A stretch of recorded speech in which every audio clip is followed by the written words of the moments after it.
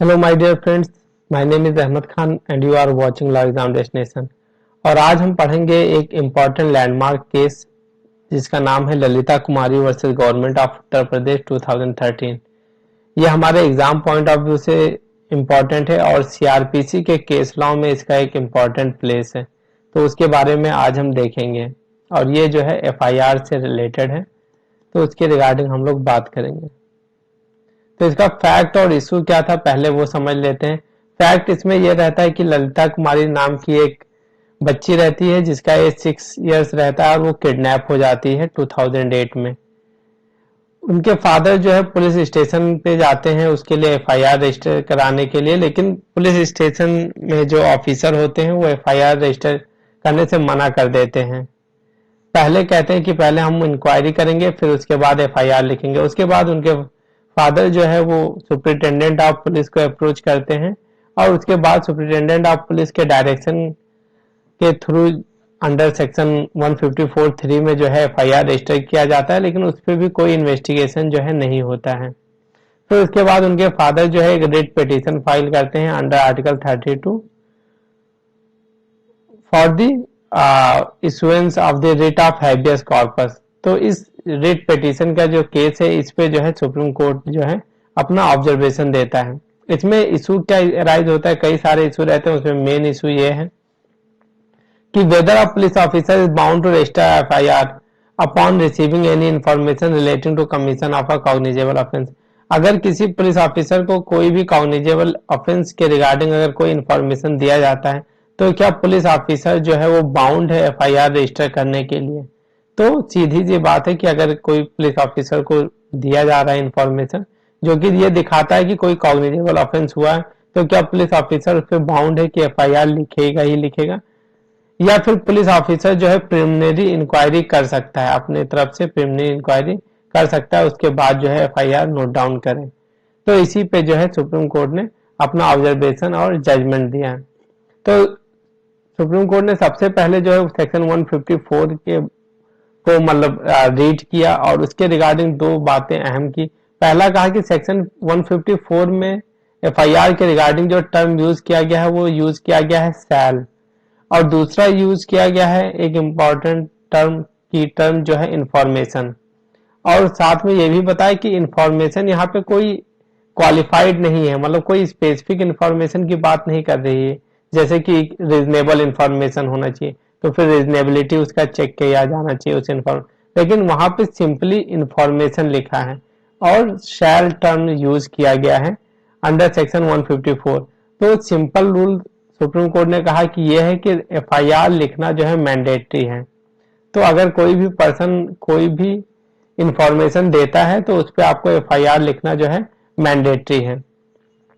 अब वो आपको इंफॉर्मेशन चाहे सेक्शन 154(1) के अंडर मिले या 157(1) के अंडर में मिले, आपके ऊपर ऑब्लिगेशन है कि आप जो है एफआईआर नोट डाउन करिए। फिर क्या कह रहे हैं, disclosures commission of a cognizable offence and no preliminary inquiry is permissible. जब आपको कोई भी इंफॉर्मेशन के थ्रू कोई भी कॉग्निजेबल ऑफेंस को डिस्क्लोज किया जा रहा है तो वहां पे आपको कोई भी प्रिलिमिनरी इंक्वायरी करने का परमिशन नहीं है। कोई भी इंफॉर्मेशन अगर डिस्क्लोज कर रहा है कि कोई भी कॉग्निजेबल ऑफेंस हुआ है तो उस पर आपको कोई भी प्रिलिमिनरी इंक्वायरी करने का परमिशन नहीं है।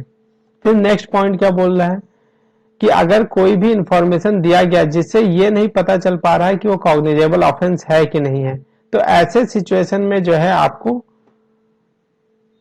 प्रिलिमिनरी इंक्वायरी कंडक्ट करने का जो है परमिशन दिया जाएगा। लेकिन उसका पर्पस क्या होगा, अगर उसका केवल इतना ही पर्पस होगा कि आपको ये पता करें कि whether it is cognizable offence और नॉट। ठीक है, तो सिंपली स्कोप बहुत लिमिटेड कर दिया है प्रिलिमिनरी इंक्वायरी का, कि प्रिलिमिनरी इंक्वायरी तभी हो पाएगा जब ये पता जब इंफॉर्मेशन दिया गया हो और उससे ये ना पता चल पाए कि आपने जो किया जो इंफॉर्मेशन है वो कॉग्निजेबल ऑफेंस के बारे में डिस्क्लोज कर रहा है या नहीं। अगर नहीं डिस्क्लोज कर रहा है तो फिर आपको प्रिलिमिनरी इंक्वायरी कर सकते हैं, लेकिन अगर एक बार कॉग्निजेबल ऑफेंस के रिगार्डिंग इंफॉर्मेशन डिस्क्लोज मिल रहा है सफिशिएंट तो आपको जो है एफआईआर रजिस्टर करना पड़ेगा। फिर क्या कहा कि प्रिलिमिनरी इंक्वायरी का पर्पज क्या होना चाहिए। प्रिलिमिनरी इंक्वायरी का पर्पज जो है ऊपर बता दिया, केवल कॉग्निजेबल ऑफेंस असर्टेन करने के लिए, लेकिन उससे आप जो इंफॉर्मेशन दे रहा है उसकी वेरासिटी आप नहीं चेक करने जाएंगे कि वो ऑथेंटिक इंफॉर्मेशन दिया है या नहीं दिया। वो काम कोर्ट का है कि वो डिसाइड करेगा कि जो भी इंफॉर्मेशन दिया गया है वो सही है या गलत है। आपको ये नहीं चेक करना है जो भी इंफॉर्मेशन दिया जाए प्रिलिमिनरी इंक्वायरी के अंडर में, आपको बस ये चेक करना है कि कॉग्निजेबल है या नहीं है। तो ये सारी जो है इंपॉर्टेंट पॉइंट्स जो है यहाँ पे सुप्रीम कोर्ट ने बोला। उसके बाद क्या कहा सुप्रीम कोर्ट ने, कुछ एग्जाम्पल देके समझाया कि किस किस जगह पे ऐसा सिचुएशन रहता है जहां पे आप प्रिलिमिनरी इंक्वायरी कर सकते हैं ये असरटेन करने के लिए कि वो मैटर जो है कॉग्निजेबल ऑफेंस है या नहीं है। तो कुछ कुछ जगह पे थोड़ा सा स्कोप जो दिया और इसमें ये इलस्ट्रेशन देके समझाया। इसमें 5 इलस्ट्रेशन 5 सर्कमस्टेंसेस बताया है। पहला है मैट्रिमोनियल डिस्प्यूट या फैमिली डिस्प्यूट का कोई मैटर है तो वहां पे प्रिलिमिनरी इंक्वायरी किया जा सकता है। दूसरा है कॉमर्शियल ऑफेंस होगा तो वहां पे किया जा सकता है। तीसरा है मेडिकल नेग्लिजेंस का केस है तो वहां पे किया जा सकता है। तीसरा है करप्शन फोर्थ है करप्शन केस का मैटर है तो वहां पे प्रिलिमिनरी इंक्वायरी किया जाए। और पांचवा है कि जब कोई भी मतलब कोई पर्सन आ रहा है एफआईआर रजिस्टर कराने के लिए, लेकिन वो बहुत ही एबनॉर्मल डिले किया है जिसमें 3 महीने से ज्यादा हो गया उस ऑफेंस को हुए, 3 महीने से ज्यादा हो गया, उसके बाद डिले कर रहा है और उसके पास कोई भी सेटिस्फैक्ट्री एक्सप्लेनेशन नहीं है कि क्यों डिले हो गया एफआईआर रजिस्टर करने में। तो वहां पे उस सिचुएशन में कहा गया है कि जो है मतलब जो ऑफिसर है वो जो है प्रिलिमिनरी इंक्वायरी कर सकता है। तो ये 5 जो है सर्कमस्टेंसेस बताए हैं। फिर नेक्स्ट क्या कह रहा है कि प्रिलिमिनरी इंक्वायरी जो है वो टाइम बाउंड होना चाहिए। ऐसा नहीं कि प्रिलिमिनरी इंक्वायरी जो है वो मतलब बिना टाइम लिमिट के चलता रहे, टाइम बाउंड होना चाहिए। तो कितना टाइम बाउंड बताया सुप्रीम कोर्ट ने कि 15 दिन में प्रिलिमिनरी इंक्वायरी जो है कंप्लीट हो जाना चाहिए। लेकिन अगर कोई केस एक्सेप्शनल केस है तो वहां पे 6 वीक का जो है सिर्फ 6 वीक तक जो है उसे टाइम जो है दिया जा सकता है। फिर ऊपर जो हमने पढ़ा ये 5 सर्कमस्टेंसेस ये केवल इलस्ट्रेटिव है, एग्जॉस्टिव नहीं है। मतलब इसमें और भी जो है सिमिलर सिचुएशन में जो है प्रिलिमिनरी इंक्वायरी हो सकता है जहां पे कॉग्निजेबल ऑफेंस जो है पता ना चल पाए इंफॉर्मेशन से कि ये कॉग्निजेबल ऑफेंस है या नहीं है।